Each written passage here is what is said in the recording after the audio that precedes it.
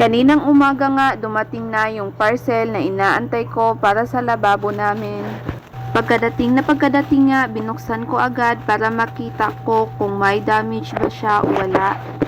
At maayos naman pala ang pagdi-deliver dito sa amin.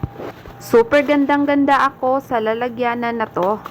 Akala ko maliit siya pero malaki pala siya sa personal. Super clear, makikita mo talaga yung liquid na ilalagay mo. Dalawa na nga yung binili ko para matagal maubos ang liquid na ilalagay ko.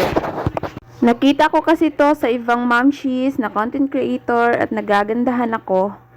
Iba talaga pag aesthetic yung kusina natin. Itong kusina ko paunti-unti makukumpleto ko rin to. Aminin natin mga momshies, yan na talaga ang nagpapasaya sa atin.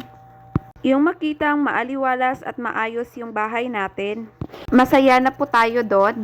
At ito nga, konti na lang pala ang nalalagay ko sa isang bottle dahil nauubusan na kasi ako ng liquid. Di pa kasi ako nakakabili. At ito nga, tapos na. Super mura at maganda pa.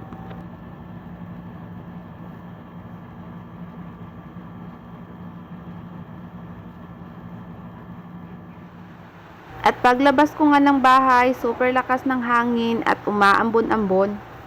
Yan din ba sa inyo palagi nang umuulan? Ito talaga ang sign na tapos na talaga ang summer.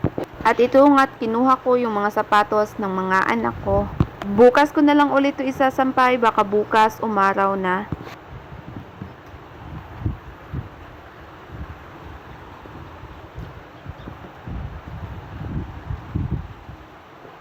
Ito nga't mga damit ng mga bata, hindi ko pa nasampay, baka mamaya na pagtila ng ulan.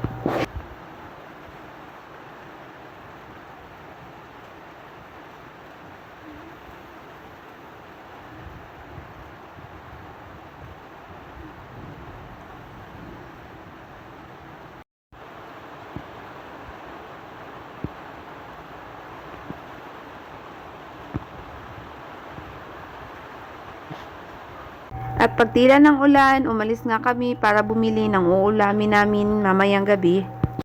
Hindi na nga ako nakapag-video dahil anong oras na at pagdating sa bahay, niluto ko agad yung ulam naming isda. At yan lang muna, salamat!